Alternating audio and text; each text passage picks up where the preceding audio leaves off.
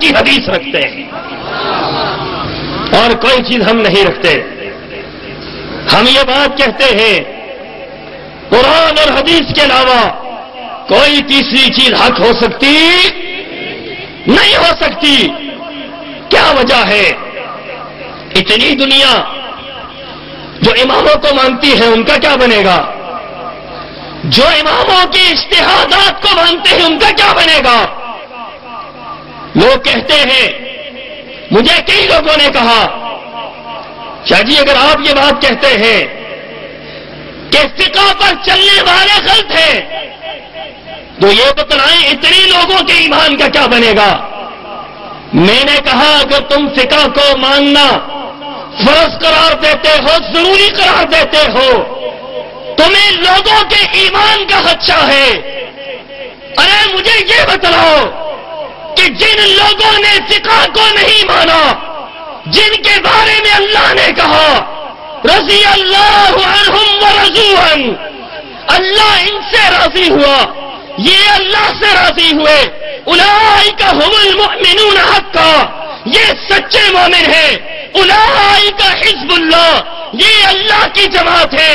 فإن آمنوا بمثل ما آمنتم به فقد اهتدوا، ان جیسا ایمان لاؤ ہدایت پا جاؤ گے. ارے تمہیں اپنے لوگوں کے ایمان کا ڈر ہے، تم فقہ کا انکار نہیں کرتے ہو.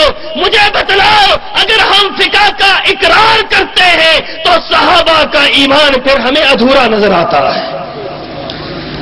صحابہ جو فقہ پر ایمان نہیں رکھتے تھے، جو اس فقہ کو تسلیم نہیں کرتے تھے، جو ان چاروں مسالک کو تسلیم نہیں کرتے تھے، جن کے زمانے میں یہ امام نہیں تھے، جن کے زمانے میں یہ فقہ نہیں مدون ہوئی تھی، جن کے زمانے میں یہ اجتہادات نہیں ہوئے تھے، ان صحابہ نے ان کو نہیں مانا. مجھے یہ بتلاؤ وہ صحابہ حق پر تھے یا نہیں تھے؟ صحابہ حق پر تھے. بنیادی وجہ کیا تھی؟ وہ کس کو مانتے تھے؟ ڈیرا کے رہنے والوں وہ کس کو مانتے تھے؟ بلند آواز سے کہو. قرآن اور حدیث کو مانتے تھے.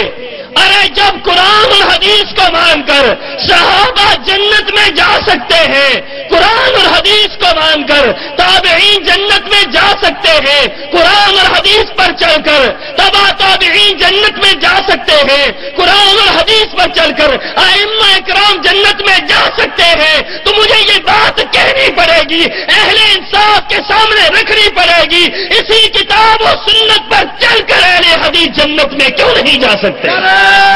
تکبیر! مسلک اہل حدیث! مسلک اہل حدیث! لوگ یہ بات کہتے ہیں فقہ کے بغیر گزارا نہیں ہے. حضرت مولانا سیف اللہ صاحب نے بڑے پیارے انداز سے باتیں سمجھائی ہیں. الحمدللہ ہمیں فخر ہے ایسے لوگوں پر، ہمیں ایسے لوگوں پر فخر ہے. لیکن یہاں یہ بات کہنا چاہوں گا، لوگوں جو یہ بات کہتے ہیں فقہ کے بغیر گزارا نہیں ہے، فقہ کے بغیر نماز مکمل نہیں، فقہ کے بغیر روزہ مکمل نہیں، فقہ کے بغیر زکوٰۃ مکمل نہیں، فقہ کے بغیر حج مکمل نہیں، تو مجھے بتلاؤ جب فقہ نہیں تھی ان لوگوں کی یہ چیزیں مکمل ہوئی ہیں یا نہیں ہوئی ہیں؟ یہ تو ابھی بنی ہے، 400 سال بعد بنی. 400 سال پہلے جنہیں نبی نے کہا خیر القرون قرنی ثم الذین یلونہم ثم الذین یلونہم، بہترین زمانوں میں حضرت آدم سے لے کر قیامت تک بہترین زمانہ میرا زمانہ ہے، پھر صحابہ کا زمانہ بہترین زمانہ ہے، پھر تابعین کا زمانہ بہترین زمانہ ہے. جسے نبی بہترین زمانے کہے وہ زمانے قرآن اور حدیث کے زمانے ہے، جسے نبی بہترین زمانے کہے وہ صحابہ کا زمانہ ہے، جسے نبی بہترین زمانہ کہے وہ تابعین کا زمانہ ہے، جسے نبی بہترین زمانہ کہے وہ تبع تابعین کا زمانہ ہے. مجھے یہ بات کہنی پڑے گی جن زمانوں کو نبی بہترین زمانہ کہے وہ اہل حدیث کا زمانہ ہے. اس زمانے کے اندر کوئی اور فرقہ موجود نہیں تھا. آؤ ایک بات بڑے غور سے سننے کے لائق ہے. ایک بات پر فیصلہ ہو جاتا ہے کون حق پر ہے کون باطل پر ہے. ایک ہی بات پر. جو نبی کے زمانے میں تھا وہ حق پر ہے, جو نبی کے زمانے میں نہیں تھا وہ حق پر ہو سکتا نہیں ہو سکتا ہے. اب آؤ نبی کے زمانے میں کون تھا؟ کوئی دنیا کا شخص حنفی العقیدہ ہو کر یہ دعویٰ نہیں کر سکتا میں نبی کے زمانے میں موجود تھا, میرا مسلک نبی کے زمانے میں موجود تھا.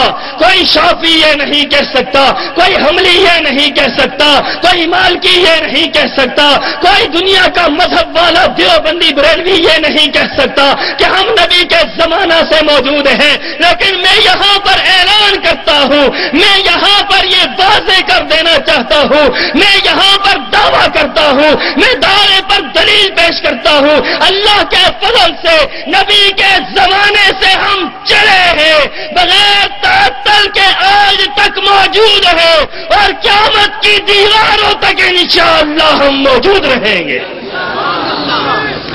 دنیا کا کوئی مسلک یہ دعویٰ نہیں کر سکتا. پوچھو ان سے کب بنے ہو. کوئی کہتا ہے 200 سال بعد آئے, 80 سال بعد تو امام پیدا ہوئے. ظاہر بات ہے امام پہلے ہوگا, اس کا اجتہاد بعد میں ہوگا. 80 سال بعد تو امام آتا ہے. اس کا مطلب یہ ہے کہ امام کے بعد پھر اس کا اجتہاد ہوا ہے, پھر اس کا مذہب مدون ہوا ہے, پھر اس کے ماننے والے آئے ہیں.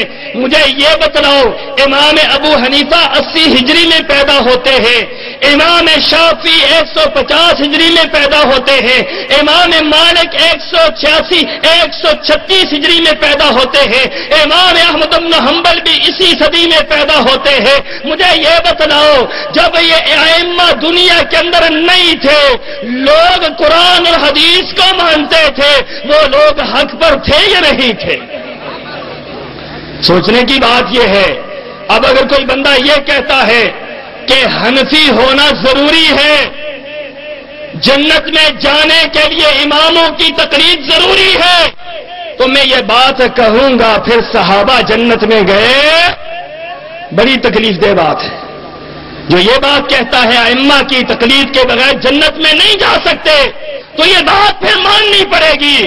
وہ صحابہ, وہ تابعین, وہ تبع تابعین, وہ ائمہ جو اس میدان سے نہیں گزرے ہیں, تقلید کو انہوں نے واجب فرض نہیں کہا ہے, تقلید انہوں نے نہیں کی ہے. پھر ان کے بارے میں فتوے لگاؤ کہ ان کے بارے میں تمہارا کیا خیال ہے. میں یہ بات کہوں گا, میرے نبی نے فرمایا میرے زمانے سے ایک جماعت چلے گی اور میرے زمانے سے وہ جماعت بدستور قائم رہے گی.